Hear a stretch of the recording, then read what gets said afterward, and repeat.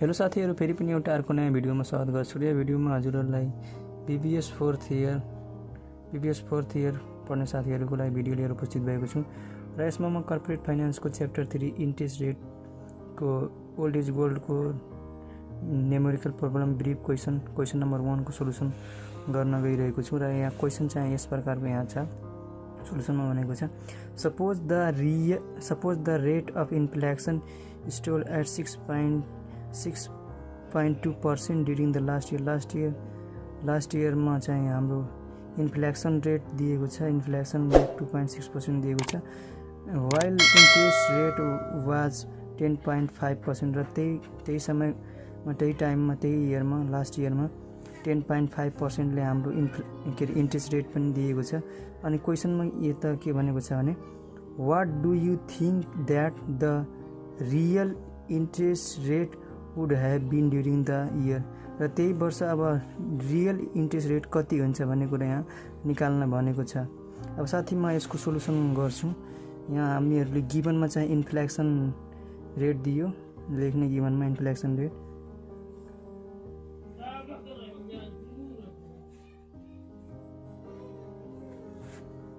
Inflation rate 6.2% and interest rate दिएको छ। Interest rate दिएको छ 10.5%। यो दुईटा हाम्रो गिभन दिएको छ। अनि क्वेशनमा के भनेको छ भने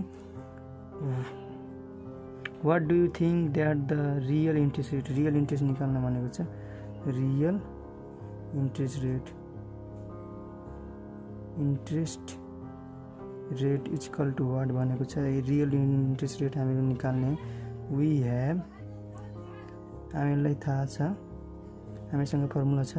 real interest rate equal to interest rate equal to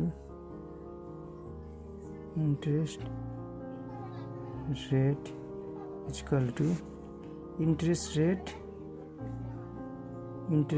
rate minus inflation rate.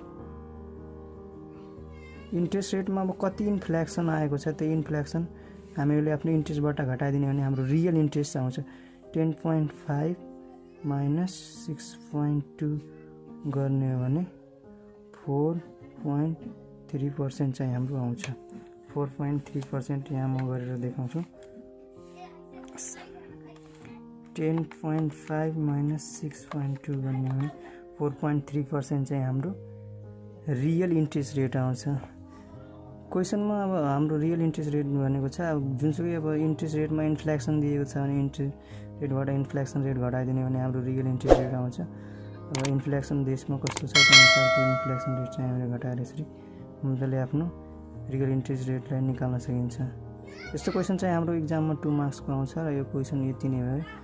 अब अर्को क्वेशन चाहिँ म अर्को भिडियोमा लिएर आउँछु, लङ डिस्क्रिप्टिभ क्वेशनहरू लिएर आउँछु र यो भिडियोमा यति भन्दै यो भिडियो यहीँ फिनिस गर्छु। Thanks for watching.